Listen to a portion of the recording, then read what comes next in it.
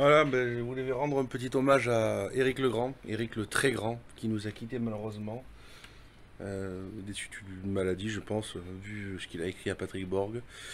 Qui Éric Legrand? Éric Legrand, c'était avant tout un comédien, puisqu'il ne voulait pas qu'on l'appelle doubleur, chose qu'on entendait souvent. C'était non plus, même pas un comédien de doublage, c'était juste un comédien qui aimait son travail. Et je l'ai découvert à l'époque dans le film Pour Sans briques t'as plus rien avec Gérard Jugnot et Daniel Auteuil, où jouait le rôle d'un caissier de banque qui voulait qu'on le ramène à Levallois. Je me rappelle. Si vous pouvez le déposer à Levallois. Je m'excuse, mais je sais que c'est pas très poli de partir comme ça, à peine la dernière bouchée avalée, mais vous serait pas possible de me relâcher maintenant. Et pourquoi on n'est pas bien ici? Je supporte pas que ma mère s'inquiète. Si vous pouvez me déposer à Levallois. Ça a été cataclysmique dans le monde de Dragon Ball parce qu'il a donné tellement de corps, tellement d'âme aux personnages qu'il a fait, que ce soit Yamcha ou Vegeta. Il les a incarnés à la perfection. C'était vraiment l'adaptation qu'il fallait pour notre version française. Je l'ai rencontré en 2009 la première fois lors du Mangazur de Toulon.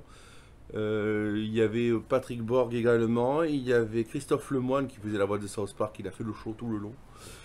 Et j'ai aussi, je l'ai rencontré aussi également, re-rencontré en 2012 lors de la Japan Expo Paris.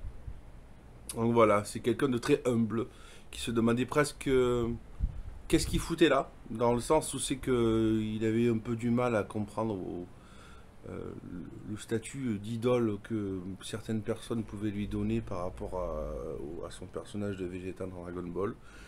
Mais pour nous, ça nous a touché l'âme dans la façon dont il l'a fait. Et ça va être très dur d'avoir la relève. Et je pense que tous ses copains, Patrick Borg, Brigitte Lecordier, Marc Lesser et tout ça, Philippe Ariotti sont dévastés. Autant que nous sommes dévastés puisque c'est des amitiés de 40 ans. Nous, on les a connus principalement à travers des voix.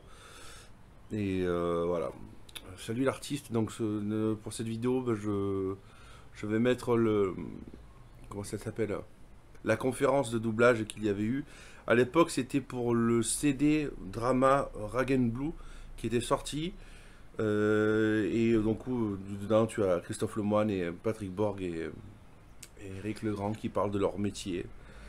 Et cette complicité était incroyable. Donc voilà, je vous mets donc à la suite de cette vidéo hommage à Éric Legrand. Allez, salut l'artiste et merci encore pour tout. Ciao. Bonjour à tous, bienvenue pour ce Mangazur.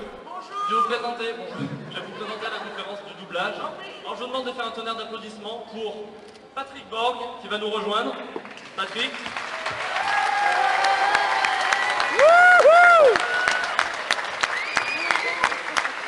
Merci, bonjour à tous et à toutes. Éric Legrand qui va nous rejoindre. Bravo Éric.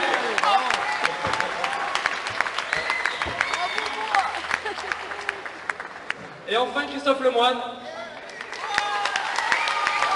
Mr. Kaufman.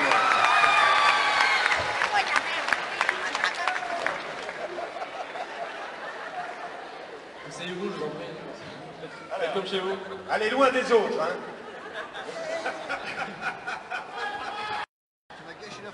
Christophe. Tu es loin, je ne te vois plus. Alors vous êtes comédien doubleur, on vous connaît en l'occurrence. Patrick Borg pour avoir fait les voix de...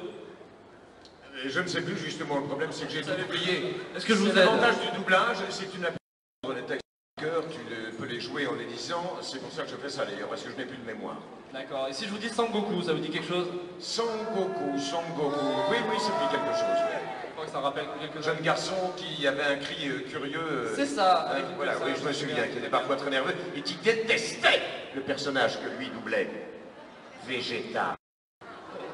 Je déteste. Alors monsieur Vegeta. Oui, c'est ça, voilà, exactement. Oui, enfin. Lui-même. Quoi? Oui, mais on va parler de toi après, mon petit cœur, t'inquiète pas, il n'y a pas de souci. Donc, vous faisiez Vegeta, mais qui d'autre également? Oui, et je faisais Vegeta. Et pardon? Vous faisiez qui d'autre également Dans Dragon Ball, j'ai eu Yamcha aussi. Et puis Seyar dans Les Chevaliers du Zodiaque en particulier.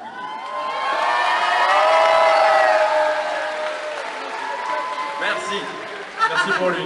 J'ai plus de succès que toi. Ah, c'est vrai, j'avoue. Christophe. J'aime vraiment la voix. Alors Christophe, présente-toi, je Ça pense me que ça va voici, être très hein. vite. Bonjour, je m'appelle Christophe, le moine, et moi je fais le pain. Je fais Nicolas Newman dans Les Feux de l'amour, Obi dans Alerta Malibu, et Carpan dans South Park.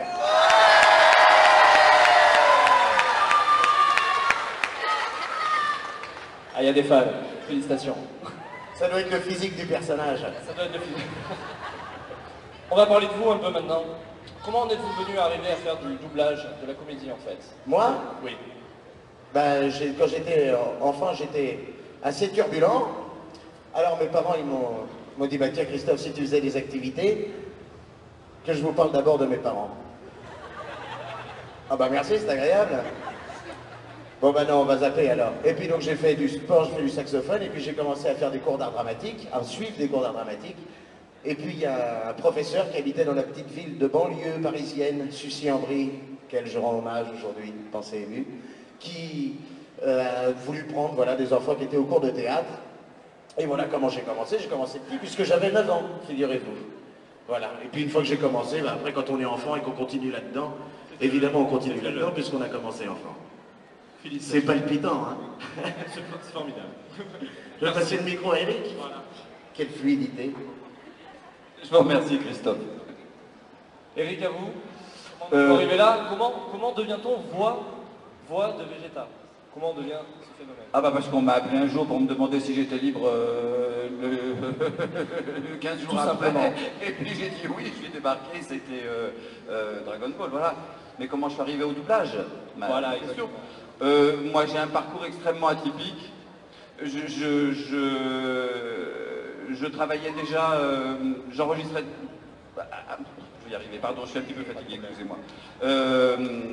J'enregistrais beaucoup de dramatique pour la radio, France Inter, France Culture. Et il y avait un réalisateur qui me disait très fréquemment « Oh, c'est fou ce que ta voix ressemble à celle de Jean-Pierre Leroux, un autre comédien. » Et il disait à Jean-Pierre Leroux « C'est fou ce que ta voix ressemble à celle d'Éric Legrand. » C'était pas si flagrant que ça, mais c'était loin d'être faux. Et Jean-Pierre faisait déjà beaucoup de doublage. Moi, je n'en faisais absolument pas. Je ne savais même pas, j'avais pour ainsi dire jamais entendu parler de ça. J'ignorais complètement ce que c'était que cette technique. Et il se trouve qu'un jour, un film est arrivé dans lequel le doubleur, le patron de boîte de doublage, qui allait diriger parce que le doubleur, c'est le patron, c'est pas le comédien. Bref, le doubleur a eu besoin de 2 voix proches. Et il avait engagé Jean-Pierre pour faire... pour l'une de ces 2 voix, et il a donc naturellement demandé à Jean-Pierre, il lui a dit au fait, est-ce que tu penseras à quelqu'un qui aurait une voix proche de la tienne? Et Jean-Pierre, tout bêtement, a dit, ah bah oui, il y a Éric Legrand, puisqu'à force d'avoir entendu que ma voix lui ressemblait à la sienne, il a pensé à moi. Et ce doubleur m'a donc téléphoné, un jour chez moi, et il m'a dit, est-ce que vous avez déjà fait du doublage? Non. Est-ce que vous viendriez faire un essai? Je suis allé faire un essai, puis voilà, j'ai commencé comme ça, et puis ça a enchaîné tout bêtement par la suite. Donc c'est très très atypique, parce que c'est assez particulier, quoi. Voilà. D'accord. Merci beaucoup. Merci. On peut l'applaudir, je pense. Alors, on va tous raconter notre petite vie, hein. Moi, j'ai commencé il y a longtemps, j'avais 10 ans, j'étais enfant comédien au théâtre, et puis un jour, le papa de Michel Sardou a dit à mon père qui venait me chercher, tiens, tu devrais emmener, avec son bon accent méridional, Patrick, il y a des auditions pour une série, et j'avais doublé un petit personnage dans cette vieille série, pas les nouvelles que les plus jeunes d'entre vous ont pu voir, qui étaient les Flippers le Dauphin, où j'ai fait le rôle principal d'ailleurs dans les nouvelles séries 30 ans après. Voilà. Et puis sinon, dans les personnages que j'ai doublés, alors bien sûr dans les mangas, il y a eu Son Goku, actuellement et depuis quelques années, je double David Boreanaz dans la série Buffy contre les vampires, Angel, maintenant la nouvelle saison, la 4e saison de Bones qui a commencé à être diffusé. Voilà, qu'est-ce que je peux vous dire d'autre? Qu'est-ce que je peux vous dire d'autre? Je ne sais pas, posez des questions. Je crois que c'est mon rôle. Je crois que maintenant c'est mon rôle, on va passer aux questions. Est-ce que vous, Sangoku, à Vegeta, vous connaissez personnellement, avant, après, est-ce que vous avez gardé contact? Comment ça se passe en fait? Oui, parce que de toute façon, je l'ai toujours détesté, Eric. Alors donc, à chaque fois que j'ai pu le croiser, j'essayais de lui envoyer des piques et des vacheries. Lui, pareil, mais lui, c'est son personnage. Vegeta ne supporte pas. Non, non, mais bien sûr, on se connaît depuis... on s'est connus, ça doit bien faire 25, 28 ans à peu près, qu'on se connaît avec Eric, et on s'est retrouvés sur cette série où ça se passe un peu comme ça, toujours pour les comédiens. Il y a un directeur artistique qui se retrouve avec une série ou un téléfilm à faire doubler donc en langue française. On passe des essais, là ça ne nous appartient pas, généralement il y a 3 comédiens par rôle, et puis ensuite les voix sont envoyées aux chaînes qui vont dire, tiens voilà, donc je retiens telle voix, telle voix, telle voix. Après, ça ne veut pas dire que l'autre était moins bien ou mieux, c'est que tout simplement il y a une personne qui va décider, qui dit, tiens, moi je préfère cette voix sur ce personnage. C'est pareil pour les comédiens en vue réelle aussi, parce que le dessin animé c'est quand même différent, puisque le dessin animé, on peut faire un petit peu ce que l'on veut, on le crée, il n'a pas une voix. Alors qu'un comédien, quand on double un grand acteur américain, déjà par respect, on se doit, je dis bien d'essayer, ne soyons pas prétentieux, ça reste du doublage, le comédien c'est celui quand même qui a tourné le film, et nous sommes là avec notre langue française, avec une musicalité qui est autre, pour essayer de faire le mieux possible, sans faire de l'imitation, puisqu'on le fait avec notre voix, mais en tout cas, de retrouver au plus juste, au plus près, la sensibilité de l'acteur. C'est ça pour moi un bon doublage, il n'y a aucune autre prétention à avoir, d'ailleurs il n'y a pas de prétention à avoir pour quoi que ce soit. Bravo. Bravo. Je pense qu'on apprécie tous ici la voix de Sangoku et de Vegeta quand même. Je pense qu'on aime tous, vraiment. Christophe, je crois savoir que vous doublez un comédien inconnu, peut-être? Je voudrais pas déranger. Allez-y. C'est à Jack Black? Bah oui, je fais Jack Black aussi, mais bah, c'est ma voix, quoi. Voilà. Voilà, Voilà, la voix de Jack Black, c'est ma voix. Donc vous faites du dessin animé, mais également des films aussi. Hein. Bah oui, j'ai fait des films, j'ai fait Le Seigneur des Anneaux, ouais. J'ai fait Sam Gamgee.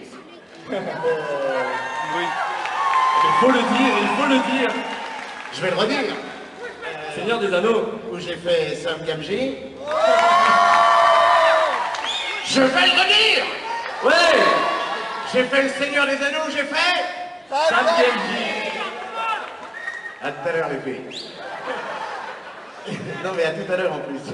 Pas les toilettes. Vous verrez, on a le stand. Est-ce que des voix, les voix de dessin animé sont peut-être plus faciles ou plus difficiles à faire que des voix de films, d'acteurs, de réels? Bah, tout dépend des contraintes en fait qu'impose le client. Parce que par exemple sur South Park, on n'a pas de contraintes du tout, si ce n'est de suivre, de faire une bonne adaptation, mais ça c'est le travail de l'adaptateur. Après, il y a des choses très très difficiles quand vous doublez des films remarquables, parce que la difficulté du doublage, c'est d'être dans le rythme d'un comédien. En fait, on n'a pas de liberté de jeu, nous, puisqu'on est obligé, enfin ça rejoint un peu ce qu'a dit Patrick, quoi, mais de suivre la « je t'emmerde et je rentre à ma maison !»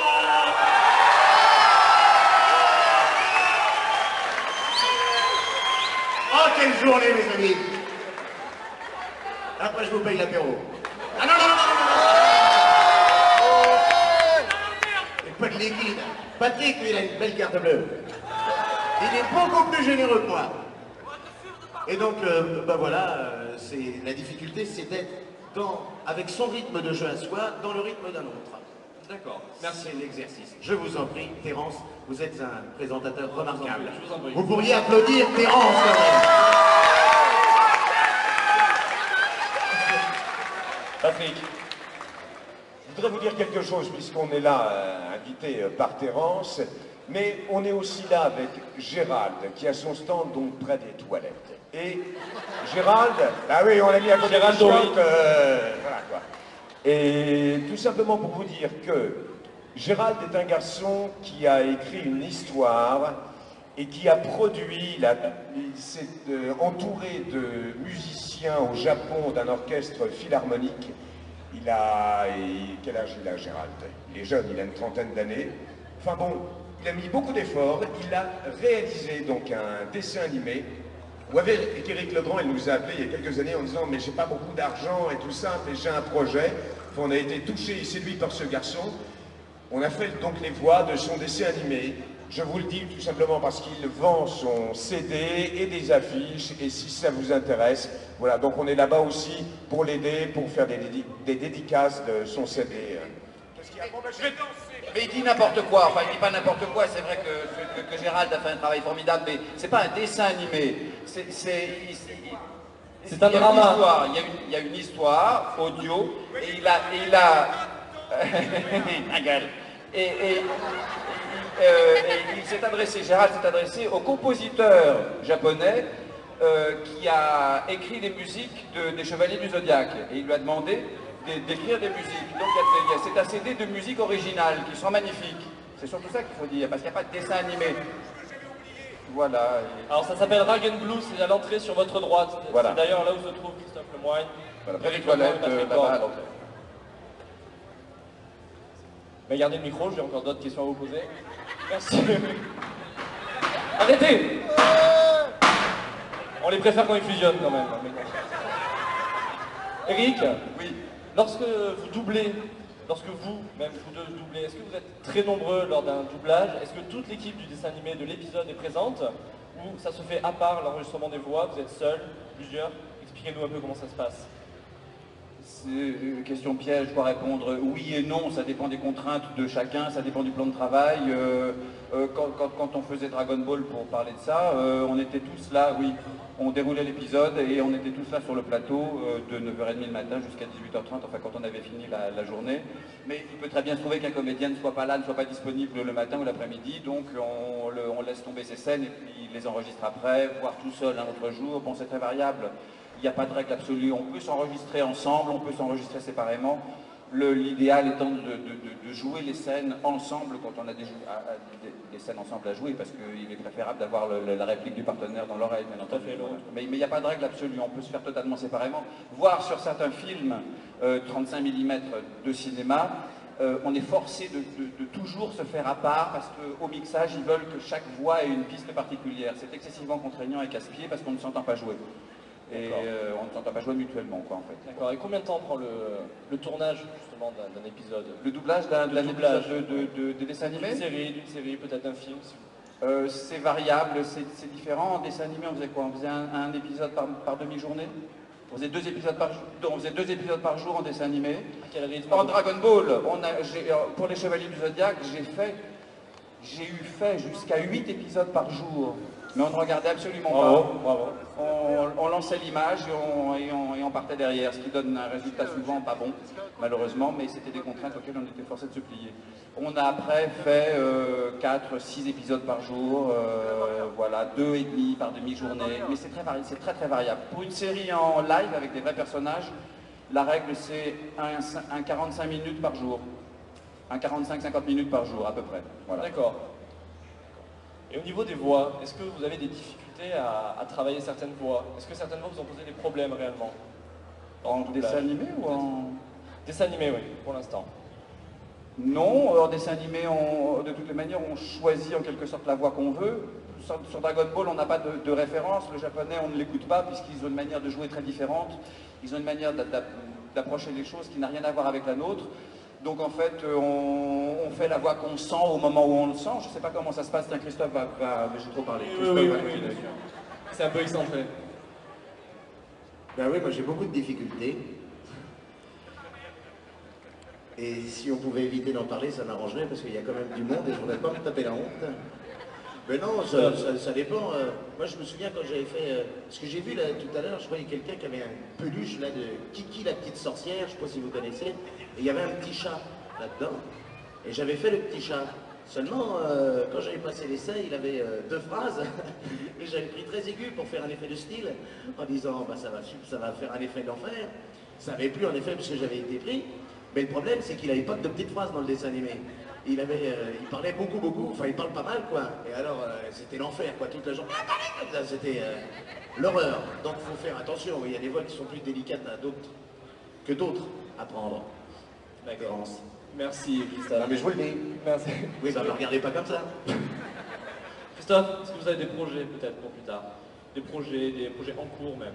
Ah bah oui, moi j'ai des projets puisque j'ai... Alors ça n'a rien à voir avec le doublage en revanche. Vous voulez que je vous parle des projets du doublage? Pas forcément, allez-y. Les deux? Les deux. Eh bien, dans un futur proche, je me retrouverai tout à l'heure au stand, près des toilettes, où nous pourrons faire plus ample connaissance. Et puis... Donc, une tombola, le prix des billets 1 euro. Le premier tirage de produit pendant le cosplay. Alors, à gagner une peinture japonaise, un samouraï. Et le deuxième tirage, dimanche après-midi à 6h, l'eau peinture murale qui est sur le stand lui-même. Eh ben merci Micheline. C'est pour eux. Allez, ça va. J'envoie la sécurité, c'est bon. Et donc oui, oui, en doublage, là oui, on est en train de faire une petite série de dessins. Alors ça c'est intéressant parce que c'est pas vraiment du doublage, c'est de la création de voix, ça s'appelle. C'est-à-dire qu'on est en train d'enregistrer les voix avant de faire le dessin animé. Ils vont faire le dessin après, et c'est les Dalton. Donc ça c'est sympa, c'est rigolo, ce sera pour dans un an. Puis sinon, bah oui, les projets en doublage, j'espère en avoir quelques-uns cette année, mais lesquels encore, je ne sais pas. Ça va se décider. Et puis sinon, oui, au théâtre, ou d'ailleurs si vous venez, parce que c'est pas très loin, au Festival d'Avignon. Ah là tout de suite, dès qu'il faut se déplacer, pour allumer la télé, il y a des gens, mais alors, pour aller au théâtre, c'est vraiment... Vous y serez? Alors à 17h05, à La Luna, au théâtre La Luna à Avignon, le spectacle s'appelle... Pour passer un essai sur un 35 mm, je suis arrivé et c'était un film, je ne sais plus de quelle nationalité, mais asiatique, thaïlandais, vietnamien, je ne sais plus exactement. Et là, je suis reparti en disant non, je ne le ferai pas parce que je ne comprenais absolument pas, non pas ce qu'il disait, mais ce qu'il jouait. Ça m'était tellement étranger que je ne me sentais pas de doubler le film si j'étais pris après. Ouais. Je n'ai rien contre, le film est certainement magnifique et l'acteur très bien, ça n'a rien à voir. Pour moi, c'était tellement autre chose que je... Oui, articulez mon petit. Oui. J'adore. Oui. Quoi? On ne comprend rien à ce que vous dites.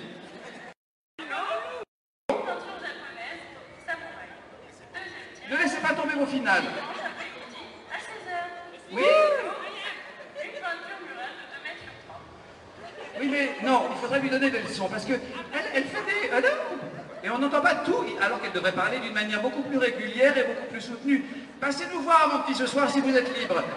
Christophe, par exemple, lui sera libre. Chambre 213, je vous donnerai l'adresse de l'hôtel. Voilà. Pas de problème. Les coordonnées sont sur le stand de toute façon. Voilà. On les donne aux fans, hein, c'est une simple demande, pas de problème.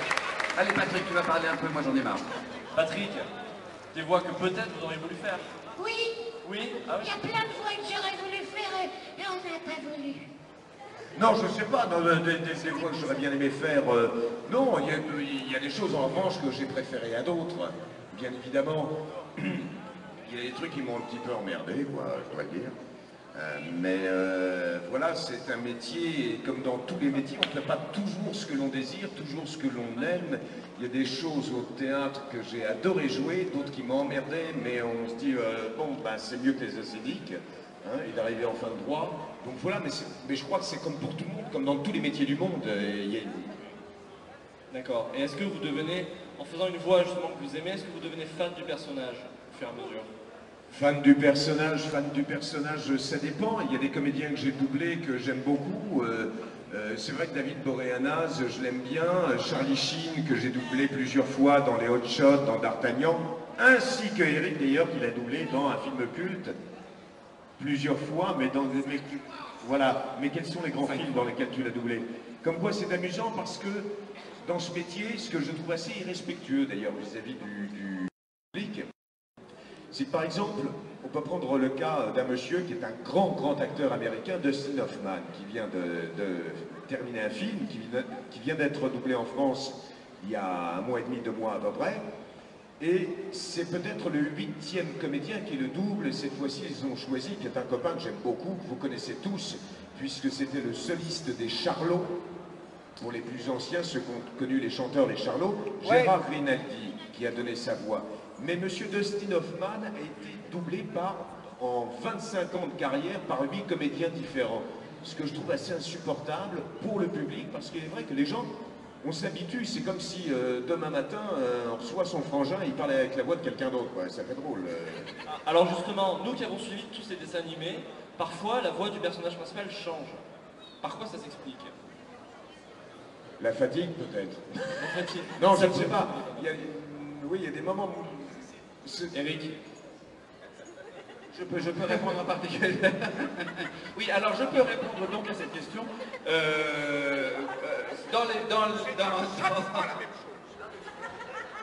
Cartman intervention. Dans les Chevaliers du Zodiaque, par exemple, c'est vrai qu'au début, le rôle a été repris à un moment donné par un autre comédien, et puis par j'ai oublié, mais simplement parce que moi je suis parti en vacances.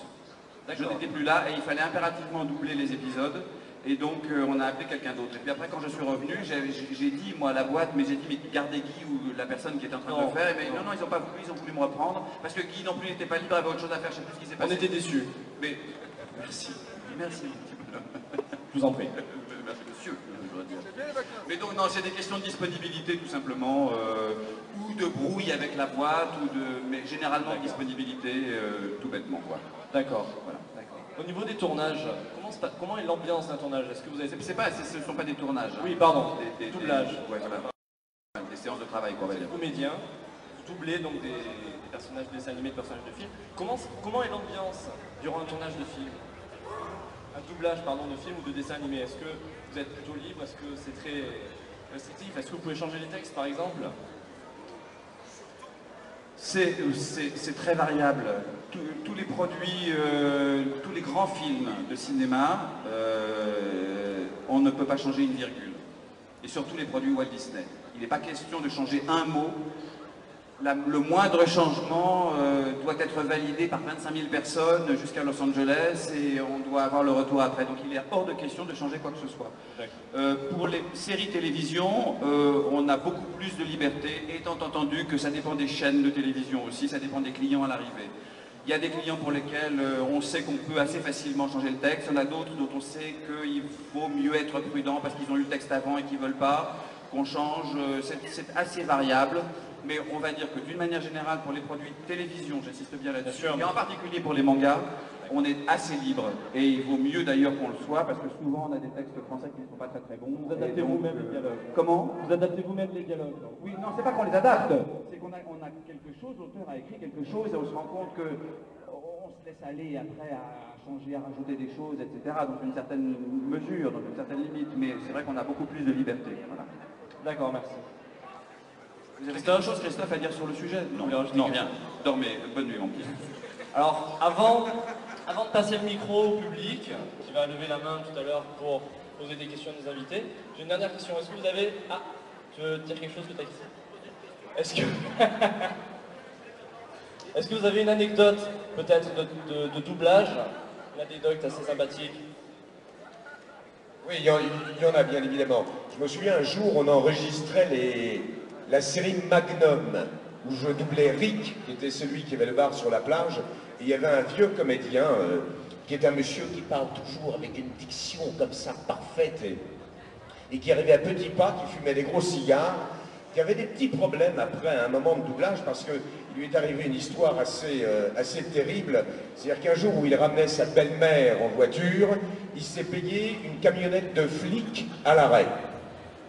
Lui a été grièvement blessé, il a tué sa belle-mère, l'histoire est vraie, hein, et que ce monsieur, un jour, qui est un bon copain, qui doit avoir maintenant 82 ans, qui est une tronche qui a connu tous les grands jazzman à Saint-Germain-des-Prés, il avait même ramené, parce que Christophe est joueur de saxophone, une dédicace de Charlie Parker, et comme il adore Charlie Parker, il lui avait fait cadeau de ça. Et ce monsieur, donc un jour, on va tous déjeuner, et au moment du déjeuner, ben, on boit des petits coups, et lui ne buvait pas trop habituellement. Et là, il est arrivé, il avait un peu trop picolé, et il devait dire dans une phrase, c'était Francis Lax qui dirigeait, et il devait dire « Je ne suis qu'un humble policier ». Alors, ça, une fois, ça fait « Je ne suis qu'un simple l'officier ». Non, non, je ne suis qu'un humble policier. Enfin, il a tout dit sauf ça. Et à un moment, Francis Lac lui dit simplement, je suis un policier, coupe humble. Et ça s'est terminé, il est un peu bourré au micro, par je ne suis qu'un coupe-ongle. Et là, bien évidemment, on s'est tous mis à pleurer de rire. Et voilà, il y a des petites anecdotes comme ça dans le métier. Merci. Et l'histoire est vraie. Et bon, alors à raconter comme ça, c'est vrai que, comme toujours, il faut le voir. Bon, alors il y a des moments aussi où on s'amuse avec les textes, parce qu'au bout d'un moment, les textes ne nous amusent pas trop, où on raconte des conneries et où on délire. Mais ça n'est pas diffusé. Ils l'enregistrent et ensuite on l'efface. Voilà. Merci beaucoup. Je vais passer le micro à Eric. Eric, une anecdote peut-être de doublage? Non. Et en particulier Ah, non, mais j'ai pas d'anecdote, désolé, non. C'est pas un secteur dans lequel on a vraiment des anecdotes de travail, enfin c'est rare, c'est peu je trouve, à part celle que vient de raconter Patrick, mais c'est vrai, j'en vois pas. Christophe, t'as des... Christophe. Oh là, bon bah il va vous en raconter plein, voilà. Et sa vie et son enfance et son avenir. Oh là oui, j'en ai de nombreuses. De nombreuses, de fantastiques. Non, j'en ai une petite qui est rigolote. Quand j'ai commencé le doublage, j'étais petit, j'avais 9 ans, et je vais doubler une série, enfin bref, à un moment donné, mon personnage disait papa. Et mon père avait la télé d'allumer, chez lui, mon vrai père. Il était dans la cuisine, il faisait des œufs brouillés, il fait très bien les œufs brouillés. Et la télé était allumée dans le salon, et il a entendu « Papa !» comme ça. Et lui, alors que je n'étais pas là. Et il est arrivé dans le salon en faisant « Oui, qu'est-ce qu'il... » Ah, il fait « Oh là là, je suis complètement con, c'est la télé. » Enfin voilà. C'est une histoire fantastique. Ne vous privez pas de la raconter. Elle fait toujours beaucoup d'effets, surtout en fin de soirée quand les gens s'en vont. Voilà. Merci. Samuel. Christophe. Oui. Merci. C'est ça. Oui. Qu'est-ce qu'il y a, Terence? Je vais passer le micro. Ah bon? Terence et Philippe. Patrick, on revient à vous. Qu'est-ce que ça fait d'incarner quand même la plus grande icône des dessins animés? Parce que vous êtes la voix de Sangoku.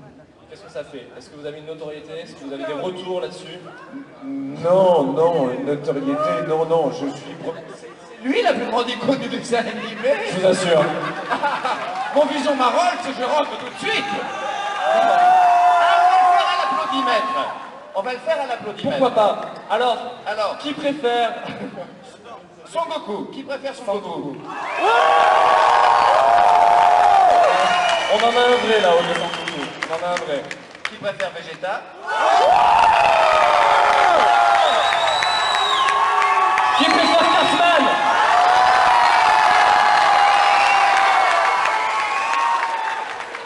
Oui, mais c'est parce qu'il est jeune et beau, lui, c'est pour ça. Il est formidable. Ah là, pourquoi se faire aussi mal, mon pauvre Eric? Mais merci beaucoup, on va passer aux questions dans le public.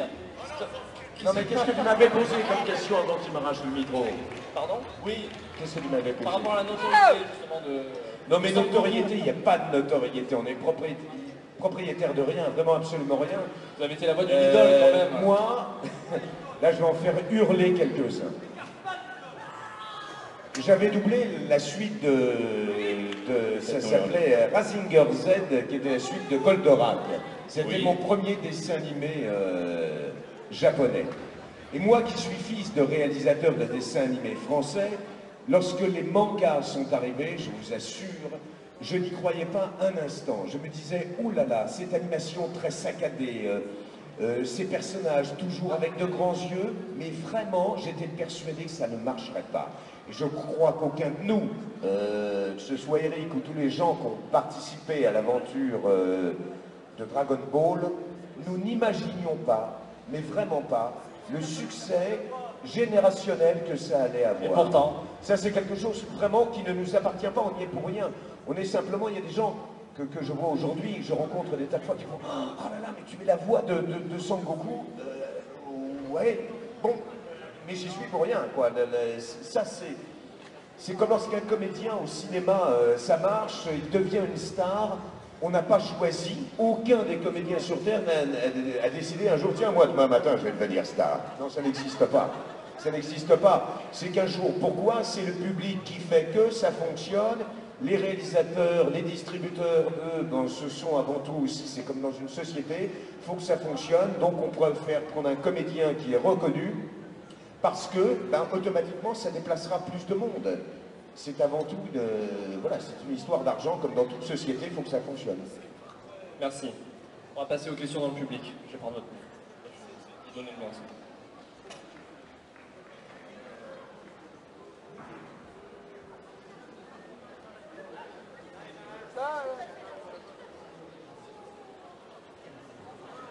Bonsoir. J'aurais une question pour Monsieur Legrand. J'aurais voulu savoir quel était le doublage que vous avez le plus marqué d'animé japonais. Il est sourd. Non, non, c'est pas ça. Merci, Patrick. Non, non, l'acoustique n'est pas excellente ici, nous sur scène, on n'entend pas très très bien. J'ai pas bien entendu, pardon, vraiment. Je disais, quel est le personnage de manga japonais que vous avez le plus aimé à doubler en fait? Ah, celui avec lequel je me suis le plus amusé, Vegeta m'a bien fait rire. Parce qu'il a un caractère de chiotte et que moi-même j'ai un caractère, un très mauvais caractère, et ça m'a bien amusé.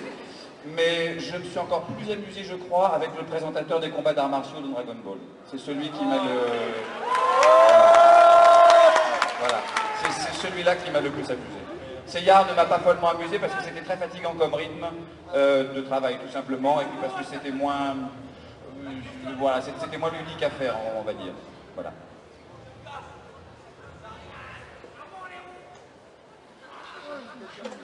Bonsoir. En fait, j'ai 3 questions, donc je pense que vous pourrez y répondre en même temps. Je suppose que dans cette salle, il y a beaucoup de gens qui aimeraient faire ce genre de métier. Et donc, est-ce que vous avez des parcours à conseiller plutôt pour ces gens-là? Question secondaire, c'est est-ce qu'une fois qu'on a le bon parcours, est-ce que c'est facile d'entrer dans le métier ou est-ce que ça fonctionne plutôt comme un microcosme? C'est-à-dire, je connais un tel qui va me proposer un projet, donc ça va aider. Je laisserai mes camarades répondre parce qu'ils ont certainement des choses à dire aussi là-dessus. J'ai avant toute chose une chose que je voudrais dire et qui est un de mes chevaux de bataille, mais je crois que c'est important.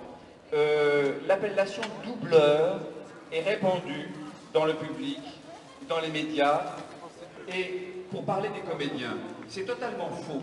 Nous, dans le métier, on ne parle jamais de doubleur, on parle de comédien. Les doubleurs, c'est un mot qui désigne les patrons de boîtes de doublage, en France, en tous les cas. Et on parle de comédien.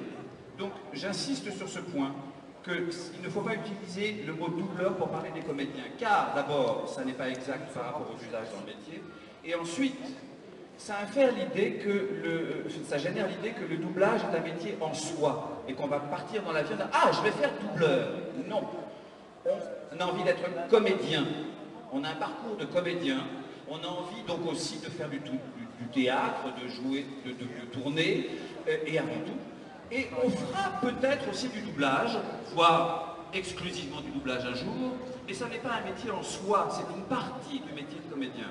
Alors après, généralement, pour la plupart des gens, à l'exception des enfants qui ont un parcours un peu différent, mais d'ailleurs ils ont commencé tous les deux enfants, donc ils ont un parcours d'enfants en effet particulier, mais pour les adultes, ceux qui commencent jeunes et adultes, la plupart ne commencent pas du tout donc par le doublage. Ils font un cours, moi j'ai fait une année de cours privé, je me suis présenté au Conservatoire National Supérieur d'Art Dramatique à Paris, j'ai été reçu au concours, j'ai fait mes 3 ans au conservatoire, après je suis sorti du conservatoire, j'ai joué au théâtre, j'ai tourné, et puis le doublage est venu par hasard, comme je vous l'ai dit, mais c'est quelque chose qui vient après. On a une formation, une vraie formation de comédien, et puis on se met à faire du doublage, alors comment est-ce qu'on en fait? Soit on rencontre des gens qui dirigent des plateaux parce qu'on joue avec eux au théâtre, qui disent ah, tiens, viens faire un essai, ça m'intéresse. Ou bien alors, on a un copain qui fait du doublage et qui dit bah, va voir un tel, il fera peut-être passer un essai. Ou bien alors, on va tout simplement dans les studios et puis on frappe à la porte et on dit est-ce que je peux assister s'il vous plaît à l'enregistrement? Et puis on assiste, on regarde et un jour on dit est-ce que je peux faire un essai? Et là, voilà. Mais c'est donc un vrai parcours de comédien. Et ensuite, ce n'est pas du tout un milieu fermé, contrairement à une légende qui s'est répandue. Ça a été vrai pendant très longtemps. Le milieu était extrêmement fermé, c'était comme une sorte de gâteau sur lequel il y avait un petit groupe de comédiens qui avaient planté leur croc et qui ne laissaient la place à personne d'autre. C'est totalement faux aujourd'hui. C'est un milieu extrêmement ouvert. C'est même la seule partie de l'activité de comédien dans laquelle on peut rencontrer les directeurs, les gens qui engagent. Au cinéma, au théâtre, à la télévision, ailleurs, on ne connaît pas. C'est très difficile de rencontrer, de savoir à quoi ils ressemblent. Or, en doublage, on peut se pointer dans des studios et on sait qu'un tel va engager les comédiens. Et on peut lui dire bonjour, et puis on peut lui demander à assister, et on peut lui demander de passer un essai. Et tous les jours, on voit nous, dans les studios des jeunes comédiens, jeunes ou moins jeunes, mais qui viennent et qui assistent et qui regardent et qui regardent et qui regardent. Et un jour, on leur fait faire un essai et peut-être qu'ils se mettront à en faire, si ça se passe bien, voilà. Mais c'est pas du tout fermé, mais c'est très ouvert, mais en tous les cas, c'est une vraie qualité de comédien qui nécessite une vraie formation. Et je ne connais, il n'y a que très peu de comédiens faisant du doublage qui ont commencé par le doublage, à part les enfants. Hein.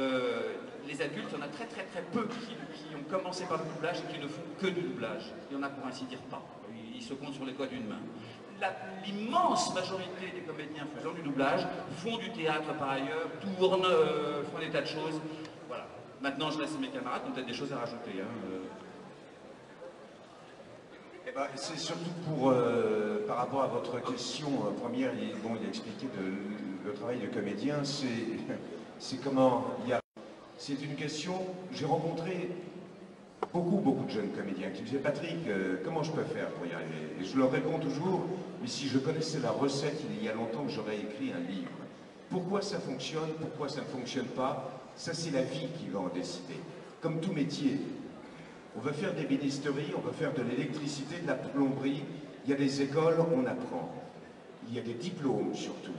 Le métier de comédien, il y a des écoles, il y a des cours d'art dramatique, il y a les conservatoires, mais quelque part, il n'y a pas de diplôme. C'est-à-dire, j'ai connu des gens qui sont sortis premier prix du Conservatoire de Paris, qui ne sont plus comédiens et qui ne l'ont jamais véritablement été, d'ailleurs, qui n'ont jamais eu la possibilité, et d'autres qui ont eu la chance de démarrer, de trucs. Il y a du hasard. Moi, je sais que j'ai fait du théâtre non-stop de 10 ans à 25 ans. Ça m'est tombé un peu sur la tête comme une tuile me serait tombée sur la tête. C'est-à-dire, j'avais envie de ça. Mon père m'a inscrit à l'école des enfants du spectacle. J'ai eu l'occasion de rencontrer Jean Mercure qui ouvrait le théâtre de la ville à l'époque, qui montait une pièce de Pirandello. Il avait besoin d'un jeune garçon, j'avais 10 ans. À cette époque-là, et toujours d'ailleurs, tant qu'on n'a pas 16 ans, on joue en alternance. Il a dit, je veux lui. Je n'avais jamais pris de cours d'art dramatique de ma vie. J'ai passé l'audition, j'ai été pris. Pourquoi? Est-ce que j'étais comédien à 10 ans? Probablement que non, et bien sûr que non. Mais tout simplement, je devais correspondre à une nature d'enfant qu'il recherchait, aussi bien au niveau de la tronche et du jeu de ce que j'avais pu apporter. Ça ne veut pas dire que j'étais comédien, je n'en avais pas la technique, je n'avais rien appris, je ne l'avais pas appris ce métier, je l'ai appris après en le faisant. Donc ça, c'est mon parcours. D'autres ont eu d'autres parcours, mais c'est pas... Je veux dire, on devient ingénieur parce qu'on fait maths sup, on sait pourquoi on devient ingénieur. Comédien, il y a des gens qui ont démarré très tôt, et qui ont eu... On parle de Berléand, par exemple. Tout le monde, on l'a découvert il y a 15 ans. Mais Berléand, ça fait 40 ans qu'il est dans ce métier. Mais il est devenu star, là, il y a 15 ans, c'est-à-dire il avait 50 ballets. Pourquoi n'est-il pas devenu avant? Parce qu'il était mauvais comédien? Non. Parce qu'il n'a pas rencontré les gens ou le film qui fonctionne. Il n'y a pas de recette. Il n'y a vraiment pas de recette. Une chose aussi à savoir, c'est que quand on fait du doublage, on ne sait absolument pas si un jour on aura à doubler du dessin animé. On ne choisit en aucun cas ce qu'on aura à doubler. Par hasard, un doubleur un jour vous appelle, un directeur de plateau, pour doubler un manga ou un dessin animé, et par hasard, ça se fait. Mais on ne va pas, on ne peut en aucun cas se dire, je vais être comédien, et puis je vais faire du doublage, et puis je vais doubler des mangas. Ça, c'est pas nous qui le décidons, hein. Ça arrive ou ça n'arrive pas. Alors éventuellement, on peut connaître des gens qui ont des directions de plateau à faire et qui ont des mangas et leur dire j'adorerais doubler un manga, si un jour tu as un truc, essaye de penser à moi. Mais ça se passe absolument pas comme ça. Maintenant, peut-être que Christophe a des choses à dire, je ne sais pas. Non.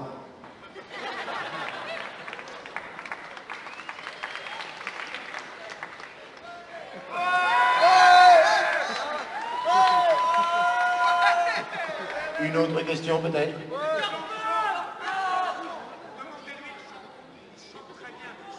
Santé! Chantez. Bonsoir. Bonsoir. Bonsoir.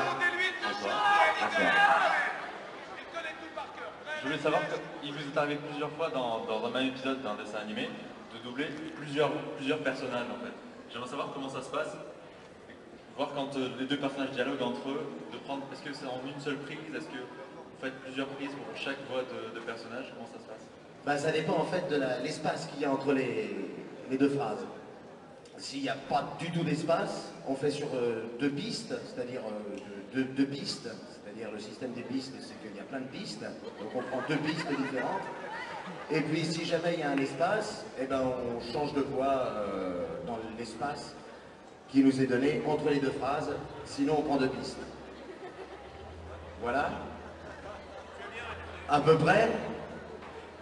Ça dépend de la difficulté de passer d'une voix à l'autre et de la fatigue vocale. Et voilà, il y a certaines voix, on peut passer facilement d'une à l'autre, et puis d'autres c'est vraiment impossible parce qu'on en prend une très aiguë et l'autre grave, donc là c'est beaucoup plus difficile. Donc on fait vraiment, ça dépend du comédien et ça, voilà, et ça dépend d'un certain nombre de paramètres, mais il n'y a pas de règle non plus absolue. Christophe, je prends le micro. Vous êtes passionnant quand vous y mettez. Merci Eric. Une autre question? Vite. Ouais, donc je dirais, c'est l'histoire d'un mec qui rentre dans le café. Non, je sais pas. Ouais, donc. Mais continue. Il y a trop de bruit là. Donc voilà, je disais, moi je pense que dans les mangas, la voix du personnage, c'est quelque chose de très important. Ça montre comment dire, son charisme, tout ça, ça montre le personnage. Et je trouve que parfois les voix françaises, ça craint un peu, quoi. Je suis bien d'accord. Alors, comme je ne suis pas concerné, je vais repasser le micro. Mais je suis tout à fait d'accord aussi, très souvent, et voilà, et je suis toujours très surpris quand on me fait des compliments, parce que moi je me trouve aussi très mauvais.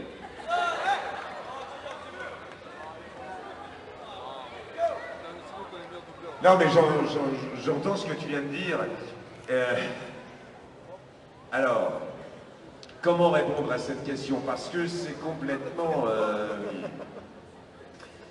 Comme disait Eric précédemment, tu as été appelé, on te fait passer des essais. On peut être parfois 10 comédiens sur un rôle. On peut être sur des gros dessins animés. Il y a eu parfois 100, 150 essais pour le même rôle. Ça va être la Major Compagnie Disney, les représentants Disney en France, et les voix même partent souvent aux États-Unis.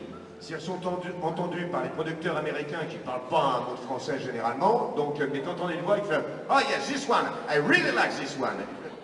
Ça veut dire quoi? C'est-à-dire que tout ça, mais pour les mangas, c'est exactement la même chose. C'est-à-dire que il y a quelqu'un qui va dire, sur nous trois, par exemple, on fait un essai sur le même personnage, tiens, je préfère la voix de Christophe. C'est comme si une fille disait, je préfère la gueule de Christophe. Ça n'arrive jamais, je vous rassure, mais...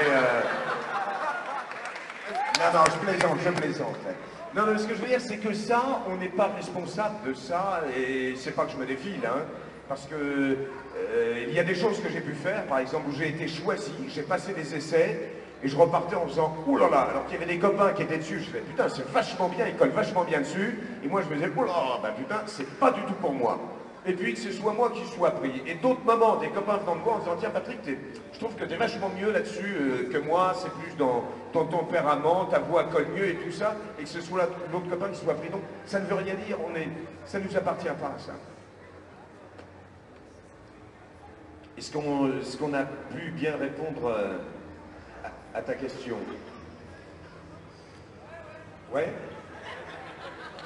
Je sais pas, vous avez d'autres questions? Il y a d'autres choses que vous désirez savoir? Alors, moi, c'est une question un tout petit peu plus personnelle, on va dire. Est-ce que ça vous est déjà arrivé de charmer les femmes avec vos voix? À tous. Bon, lui avec son physique forcément, mais vous plus avec vos voix. Avec votre physique aussi, moi. Je me suis fait griller parce qu'à la base, c'était Damien qui voulait poser cette question à Christophe Lemoine, donc voilà. Tu sais, je vais te répondre très directement à ça. On ne choisit pas la gueule qu'on a, mais la gueule qu'on fait. Et la voix, c'est pareil. Tu vois, j'y suis pour rien, j'ai la voix que j'ai. Alors il y a peut-être des jeunes filles à qui ça a plu et qu'on va « Oh, putain, si, une belle voix ». j'y suis pour rien, ou alors, oh, qu'est-ce qu'il est de voix à chier, mais c'est comme ma gueule, j'y suis pour rien non plus, je ne l'ai pas choisi. Bravo, félicitations.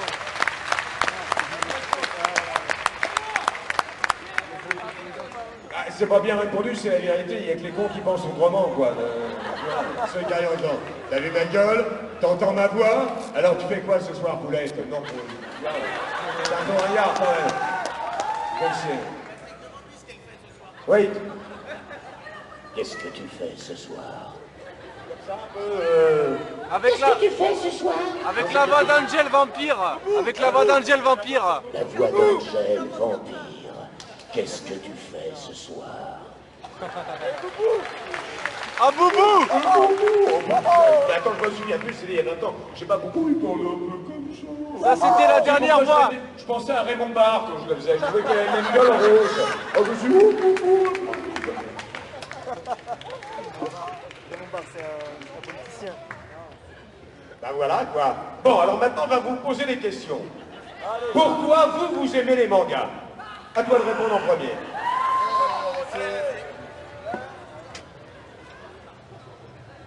C'est un style différent du style occidental, quelque chose qu'on ne connaissait pas, et ça nous emporte dans un monde merveilleux et ailleurs, quoi. Et vous voyez par exemple les Dragon Ball, c'est vrai, il y a beaucoup d'histoires, de bagarres, de trucs, machin, de pouvoirs.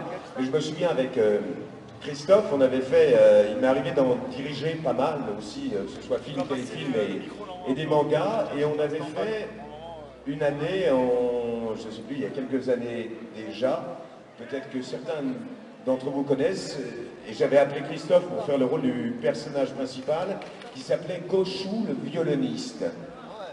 Je ne sais pas si vous connaissez, le violoncelliste.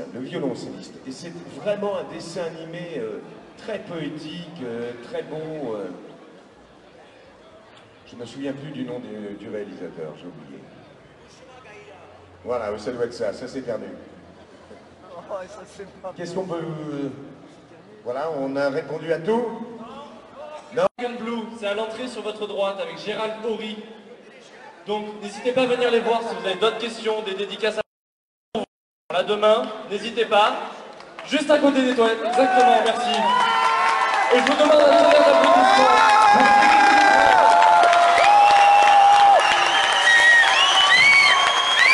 Patrick Ford et Christophe Lemoine.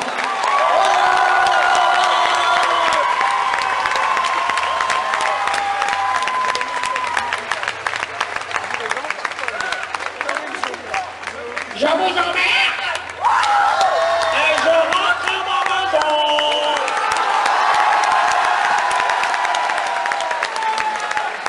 Eh bien, à tout à l'heure, chers amis, pour la merguez partie, à l'entrée, près des toilettes. Je vous désintègre. Ouais!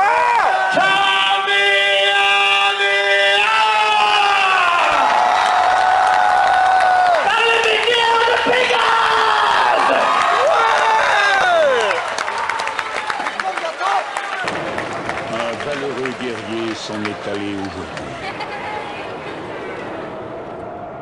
Il s'appelait Vegeta. L'histoire ne retiendra de lui que son courage, mais ses proches ne sauront jamais à quel point il les aimait. Adieu, Vegeta.